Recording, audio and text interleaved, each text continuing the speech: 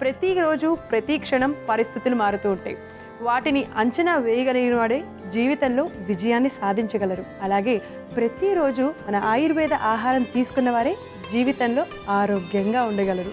చిన్నపిల్లలు కూడా బాగా ఇష్టంగా తినేది చాలా ఐస్ క్రీమ్ లాగా ఉండేది, ఫ్రూటీ ఐస్ క్రీమ్ లాగా ఉండేటువంటి బటర్ ఫ్రూట్ లేదా అవకాడో ఫ్రూట్తో మనం పుడింగ్ తయారు చేసుకున్నాం.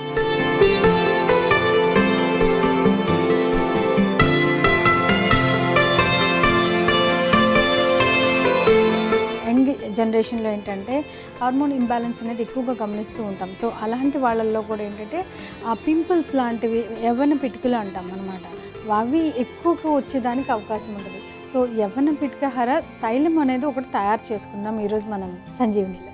సో తప్పకుండా చూడండి ఆయుర్వేద ఆహారం శుక్రవారం మరియు శనివారం ఉదయం 11:30 తిరిగి మధ్యాహ్నం 3 గంటలకు చూస్తూ ఉండండి మీ ఈటీవీ అభిరుచి ఛానల్లో.